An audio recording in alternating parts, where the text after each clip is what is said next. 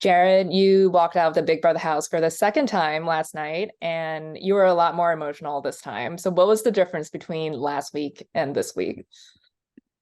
I think it was just knowing that it's finally over, everything is done. There's going to be no turnaround this time, and obviously, I didn't know what was going to happen the first time either. But just knowing that this time was definitely the time, because obviously, after that first one, I knew there was no chance I would be walking back, and just knowing that I'm leaving my mom behind to fend for herself was just one of those things where it was hard for me to stomach that, but.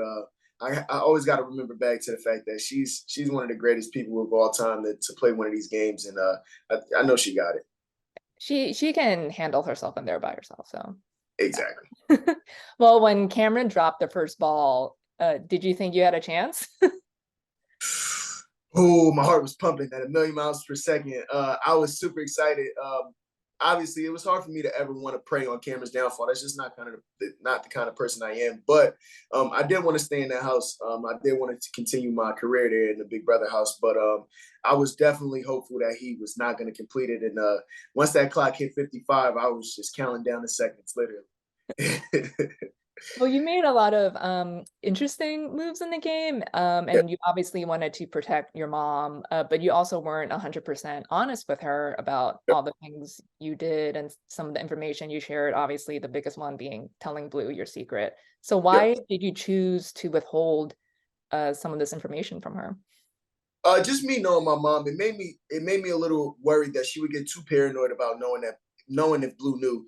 She was already kind of feeling paranoid about it, just considering that she knew that it was a couple times that our stories intertwined just a little bit too much, where she had said something to Blue, and I've said something very similar to Blue, and she was just like, "Oh man, this might get us in trouble later on." So I really didn't want her to start getting paranoid and feel like she needed to make a move against the only person in the house who may be protecting her. And I knew that she didn't have the same time and experience that I've had with Blue to kind of be able to vet Blue out to see if is this somebody that I can actually trust. And I knew that regardless of anything that I ever said, she would just never be able to trust Blue like I was able to trust Blue. But that's honestly understandable due to her not being able to spend the same amount of time with Blue and not being able to have the same conversations that I was able to have with her. But I think ultimately, like I stand behind my decision for sure.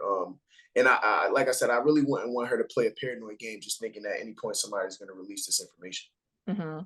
Well, I mean, like this past week, knowing that, there was a 50-50 shot of you not returning, and she was really trying to like build relationships with everyone else there. Like, did you consider telling her in this, potentially your last week in the house, like Yes, lose someone she knows and you could work with her and build a long-term relationship? yeah, for sure. It was something that really made me want to tell her, but the fact that she kind of honed in on the fact that she honed in on not saying anything to Blue and denying the fact of even when I told her a lot of the speculations that Blue started to have completely on her own. And the information that she was bringing me, just letting me know that, hey, I said this to Blue, and did you say anything about this? Like she said something about my dad, and she was like, hey, did you ever say your dad's name? And I'm like, yeah, I think I did. And then she said something about a party that I had on New Year's Eve, and she was like, did you speak about this party? And I'm like, yeah, I did. And she was like, hey, deny, deny, deny, deny, deny. So that right there told me that she, regardless of what the situation was, she did not want me to ever say anything or confirm anything with Blue for that matter. Well, you also implied to her that you think Izzy may have leaked Yep. it. Yeah. Yep. Mhm. So early on, there was conversations that I had with Izzy that she kind of referenced to me that, hey, maybe I've said too much in this game. She never specified exactly what it was, but there was a lot of the times that I felt like there was a little bit of speculation coming from Izzy's behalf, just because Izzy was trying to build that same relationship with Blue. Also, Izzy and Blue had a specific, very particular relationship within themselves, and for whatever reason, Izzy felt as if she can trust Blue on certain things, and I'm not sure still to this day what information that Izzy ever gave Blue, but there was a possibility that she did say that to Blue. Whether she did or not was kind of the least of my worries. I wanted to pretty much get ahead of it, just in case if there was anything that was said or any speculations that Blue already had or any knowledge that Blue may have known without telling me. I didn't want it to be a moment where she felt as if, hey, I've divulged this really big secret to you about me being a strategist and you've told me nothing. And I feel like I caught on to the secret and now I'm going to go and tell everybody else. So I felt like it was the best thing to do, especially considering that I had a relationship with Mhm. I thought one of the savviest things you did was when you bluffed to Matt that Jag told you about the vote flip to evict Izzy. But Right. then why did you deny it afterwards that you said it to Matt and you said like, he must have misunderstood you? Why didn't you just own it? Because at that moment, it was no point of denying the fact of what happened. At that point, I felt like the best way to go about it was to just own up to it and just let them know, hey, yeah, this is what I did. This is exactly why I did it. I thought it would help them understand more why I did that. In this game, you have to be a little savvy. In this game, sometimes you have to tweak the truth a little bit, especially to get an honest answer out of somebody. And ultimately, I was able to get that honest answer out of Matt eventually. But like I said, the fallout from that just wasn't what I was expecting. And once everything hits the fan at that point and all this information is being brought out from different angles, the worst thing you can do is continue to dig your hole deeper by trying to make a lie of it, especially when you got two people there who's saying, hey, no, this is exactly what was said. At that point, I was just like, you know what, I might as well give it up and let you guys know, and maybe I can kind of save face a little bit here by explaining to you exactly why I did. Yeah, for sure.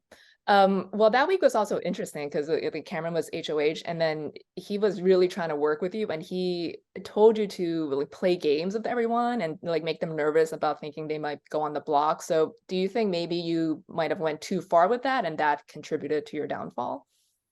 I think the biggest thing about Cameron's HOH that week was that I wasn't willing to use the veto to essentially backdoor my mom.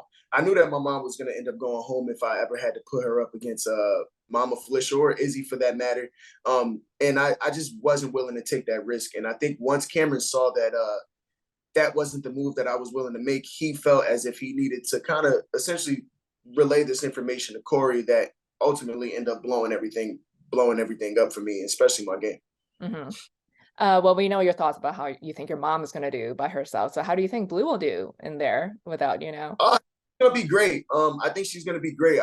Blue is a really good competitor. Blue has the heart of a lion, and I always told her this. She's fierce, and she's not gonna take no for an answer. And I know that she's gonna go as hard as she possibly can. So I think Blue's gonna make it really far. If it was my dream world, I would see Blue and my mom sitting next to each other. And Well, last week overnight, Blue also said that you have 42 days to quote, get your shit together and move to LA. Is that yeah, something yep, you're planning yep. on doing? Yeah, so I was definitely already in the midst of moving to LA before I've even started this journey of this show. But she was just like telling me because obviously we were on different coasts. We were planning to be on different coasts, and she's like, "Hey, if I'm gonna be staying in LA, I better you better be out here waiting for me when I get out." So it was something funny that we always was able to joke about, and I can see a bright future with me in Blue for sure. Mhm. Right. Well, lastly, how do you think you would have played differently had you been in there without your mom? I would have never had to work an angle. I would have been able to just kind of be free will and say, whoever goes is whoever goes. It would have helped me a little bit to kind of breeze in the middle a little bit, a little easier. I would have still been as fierce as a competitor as I was. I would have wanted to win as just as much as I wanted to win, but not having somebody to look after, somebody to feel like you need to protect, would have definitely been able to have me more open minded, and I wouldn't have had to make certain relationships with certain people where I knew it was just not good for me. Yeah, for sure. Well, Jared, it was great speaking with you. Thanks so much for your time. Have a great day. Likewise, thank you so Thank much. you.